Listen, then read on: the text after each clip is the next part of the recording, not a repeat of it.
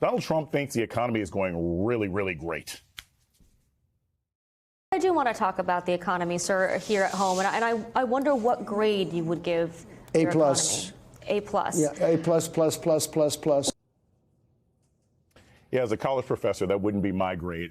In the real world, more than 2/3 of Americans, 68%, say economic conditions are getting worse in America. And after tomorrow, about 20 million Americans will see their health insurance costs spike when Affordable Care Act subsidies expire. That includes Trump supporters and former leaders of his coalition. In a new interview out this week, Congresswoman Marjorie Taylor Greene, the former MAGA firebrand, told the New York Times about one moment that inspired her to break with Trump. It was when, quote, her 2 adult daughters informed her that their health insurance premiums would double. The president needs to be aware that he's a billionaire, president of the United States, and you can't gaslight people and tell them that their bills are affordable. And you can't tell them that the economy is an A plus, plus, plus. You just can't do that.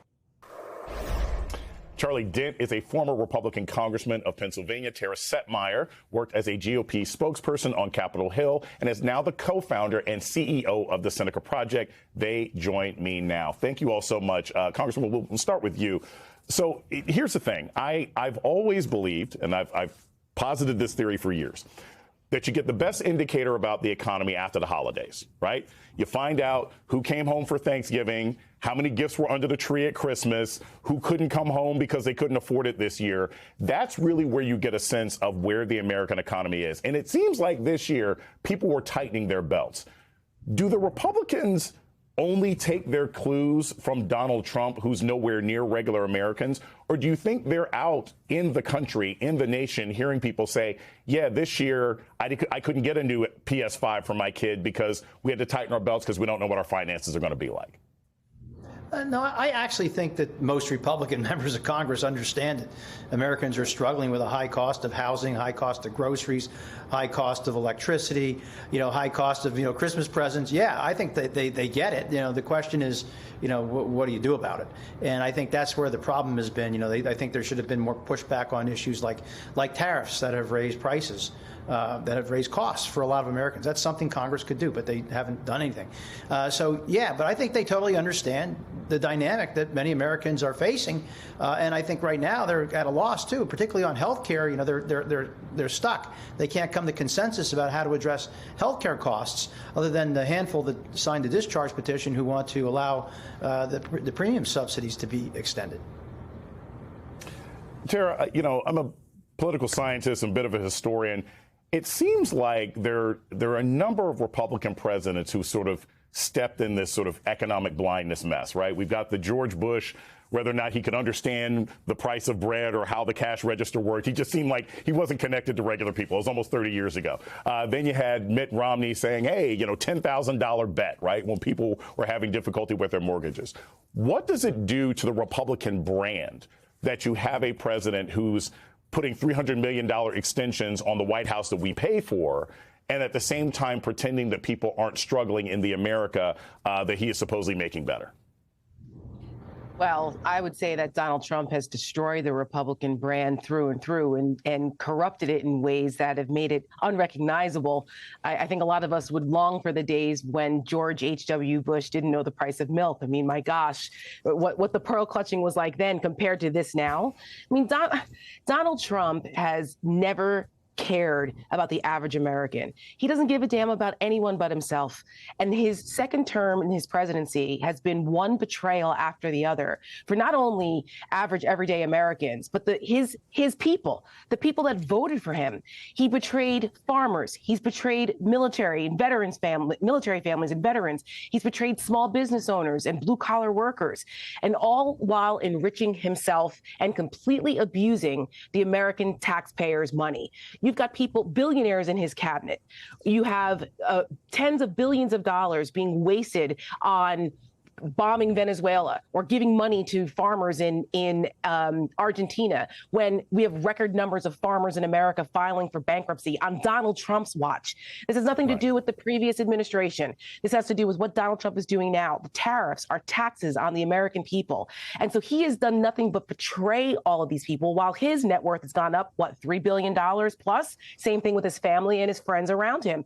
So the Republican brand now is a brand of elites who are out of touch, who don't give a damn about the average person, who would much rather continue to go along with what Donald Trump wants to do. And apparently it's not America first anymore. It's not about free markets. It's not about fiscal responsibility. It's this absolute chaos that Donald Trump has wreaked on the American people and our government and our daily lives. While people suffer, he's enriching himself and he's completely aloof. That's the Republican brand now, which is going to be very difficult for them in 2026 to justify. Congressman, with that in mind, I want to look at this sort of new story. More than half of the ACA marketplace enrollees in America live in Republican congressional districts, right? And with tons of people, 20 million Americans, subsidies and healthcare costs jumping in the next 48 hours or so. My question for you is, where are the answers going to come from? Because it doesn't seem like Speaker Johnson is going to put any effort into extending these subsidies. It's not like it's going to go anywhere in the Senate. So what is the answer? Is there any answer that Republicans who are home right now in their districts are giving people? Or are they just going to go duck for cover on January 1st when everybody in their local districts is running around with pitchforks? I think the smart Republicans understand that even if Republicans got what they wanted on health care, association health plans, health savings accounts, and other ideas that really are, frankly, about 20 years old now, if they got their way on that, let's assume they all got signed into law, which they're not. But if they did, they would still have to extend the current subsidies because it would take a long time to stand up those programs. So the smart ones understand they have to do something. And also, we should know, too, that in Red America, especially, many states did not expand Medicaid under ACA or under Obamacare. And those folks, since the changes were made through the so-called One Big Beautiful Bill, many people have been moved off of Medicaid. And they're not going to be able to go in, so they're going to be going into the exchanges. So more people, there's more pressure on those red states on the exchanges. More people are in it because they never expanded Medicaid. So that's a big problem. And so they're going to feel it especially hard. So I do think at the end of the day, Republicans are going to be forced to extend the current subsidies, whether they like it or not. Tara, following up on this, Financial Times has a great story about how U.S. nonprofits are slashing jobs as government and donor funding dries up. Now, the bigger issue to this is that everything from Meals on Wheels to all sorts of programs that many states, red, blue, purple, depend on, are subsidized by federal government grants. The people who fall through the cracks of our healthcare system often receive assistance from nonprofits in the Carolinas and Arizona, everything else like that. Just speak quickly to how dangerous it is that this government has cut back this federal funding at this time of year, especially when people are going to be suffering very quickly. It's going to cost lives. And we're already seeing the impacts of this, not only domestically, but internationally. And you know who you can thank for that? You can thank Donald Trump for appointing Elon Musk coming in with Doge in the beginning of the year and taking a literal chainsaw to a lot of these programs unnecessarily. Completely unnecessary. People are suffering. Americans are suffering right now because of decisions that Donald Trump made, policies that Donald Trump implemented. This is on him. For the amount of money that they're spending, they have no problem spending $172 million on 2 brand new private jets for Kristi Noem to fly around the country and play Ice Barbie. They have no problem spending millions of dollars on armored BMWs so Kash Patel can cosplay as tough guy FBI director.